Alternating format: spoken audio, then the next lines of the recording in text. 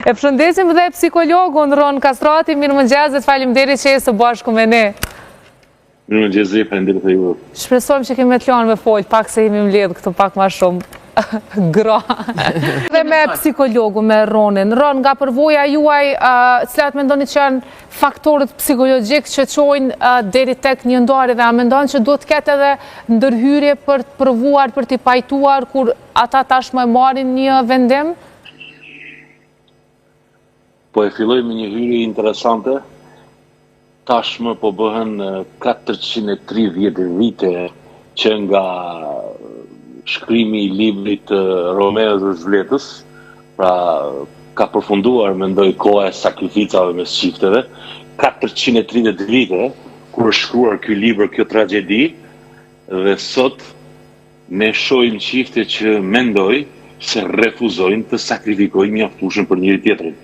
Dhe është edhe një problem deficitar që ne e quajmë vetërregullim emocional, pasi që çiftet kanë një mungesë të theksuar të menaxhimit të konflikteve dhe janë hipersensibël ndaj kritikave që bëhen, dhe ku këto kritika shndrohen në ofendime, në përçmime apo në krahasime, atëherë një çift shqit në një konflikt të pandërprer, e ky konflikt i pandërprer nuk gjen çarçe tjera komunikimi dhe në mungesë të ofrimit të një shërbimi adekuat terapeutik apo të një këshillimi psikologjik në një terapi çiftesh që t'i shpëtojë ndarjes, përfundon me ndarje ose me divorc.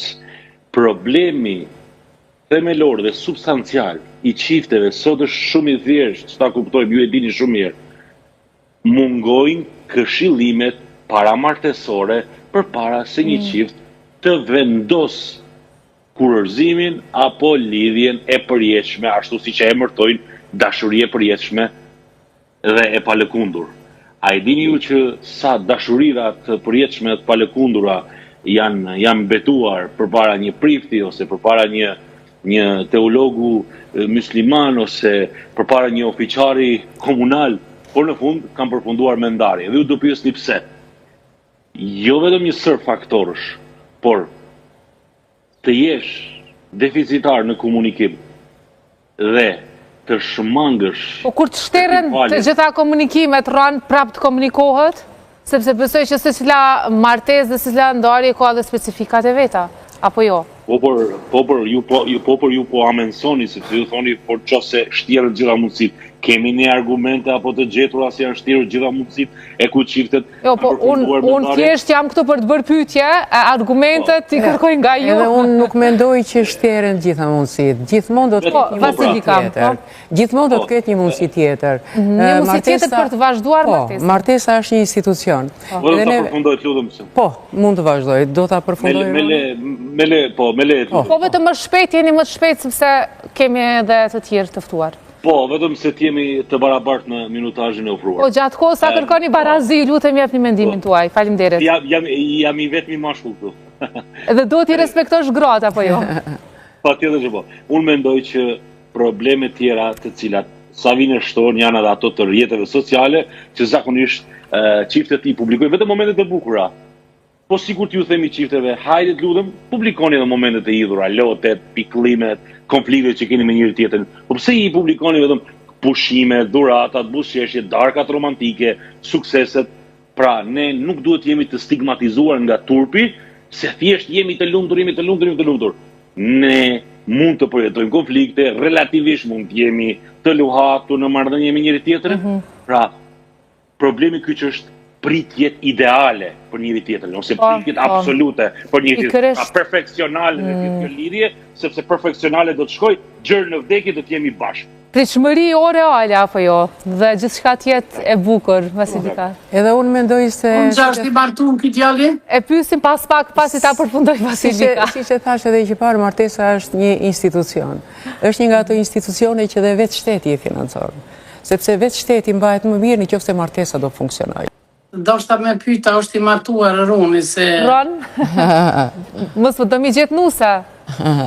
Jo, po në tjetër është përvoja si Korone dhe e bashkëforses në studio, të cilat kemi përjetu martesat dhe Ron, përgjigjo. që ta mbajna martesën, më interesën të qasja Ronit. Ron. Unë po, kam tashmë 2 vite gjysmë që jam i martuar dhe kam një vajzë 1 vjeçare. E pavç me jetë gjatë, Roni. Faleminderit.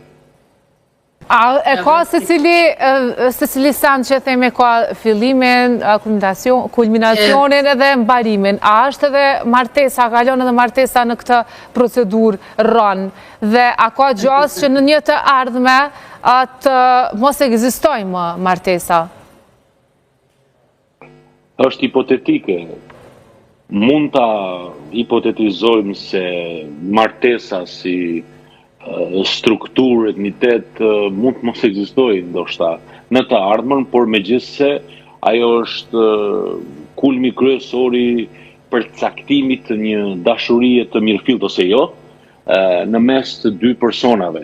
Megjithatë, le të përqendrohemi tek shenjat paralajmëruese, sepse teleshikuesit tanë besoj që janë të interesuar të njohin shenjat paralajmëruese ku janë gjasa që një marrëdhënie të prishet.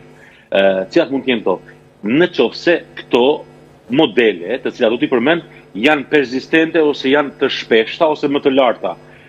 Kritikat personale, përçmimet, qëndrimet mbrojtëse dhe tërheqja emocionale. Pra këto konsiderohen si shenja paralajmëruese të cilat mendoj se mund ta prishin ose mund ta çajë në dysh një marrëdhënie e cila ndoshta mund të ketë vdekur përpara se të lindë. Kështu e them metaforikisht. Pra, e si ta ngjallim atë marrëdhënia, duhet, a mendon edhe ju Ron njësoj, sikurse siç e tha dhe Vasilika në studio dhe besoj një mesazh ngjashëm për solli dhe femia, që duhet sakrifikojmë dhe duhet sigurisht edhe atë provojmë ta mbajmë gjallë. Mendoni që një marrëdhënie që ka vdekur mund ta rikthejmë në jetë?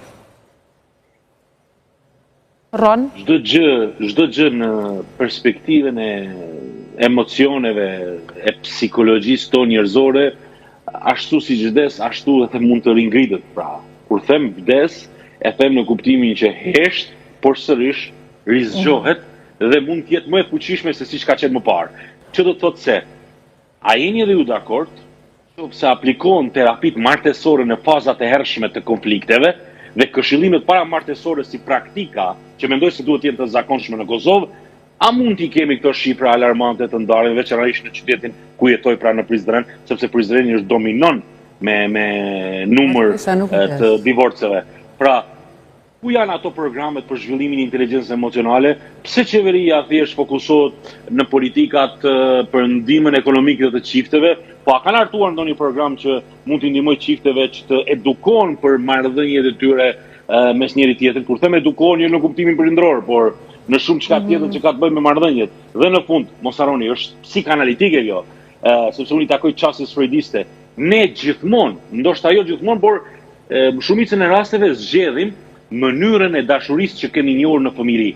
Pra le të kjo thirrje për prindrit. Nëse fëmijët rriten me kriticitet, rriten me dhunë, me abuzim emocional, në mënyrë të pavetdijshme, deshet ose jo të rriqen nga këto modele të njohura. Pra ne zgjedhim mënyrën e njohur të dashurisë në fëmijëri. Dhe këtu prindrit duhet të kenë kujdes se çfarë edukimi ofrojnë fëmijëve. Qartë. Ndërkohë Roni më duket dëshiron të flasë, po Roni? Po e shkurt, shumë e shkurt do të premtoj. Fillimisht ta plotësoj zonën Vasili. Martesat e para të dokumentuara kanë qenë që nga koha Mesopotamis, nga vitet 1200, po para erëson, por martesa e dokumentuar zyrtare e gjendjes civile ka qenë e para në Francë në vitin 1792, pastaj kur është përhapur tërë globin. Gjithsesi, për fund jam i bindur që do të pajtoni me mua, kam një gjë për të shtuar. Ju e dini që sot më të qëndrueshme janë martesat kur çiftet e zhvillojnë dashurinë e tyre gradualisht teksa jetojnë me njëri tjetrin, se sa ato martesa që në shëkim të parë thonë u dashurova dhe rëmbejnë nga emocionet atraktive dhe mendojnë se kjo dashuri do të jetë konzistente gjërë në fund. Pra, më shumë të qëndrueshme këto martesa sa ato në dashuri në shikim të parë. Nuk e di, nuk di çka më thonë, sepse besoj aty varet pastaj edhe tek karakterët, jo të gjithë munden me pas fatin e njëjtë, etj. Kështu që të përshëndes Ron, faleminderit shumë. Kënaqësi që ju pata në këtë panel. Vasilika, kënaqësi. Faleminderit edhe juve. Me që shkohat flas përsëri në studio Aurora, një pret në vazhdim parashikimi i motit.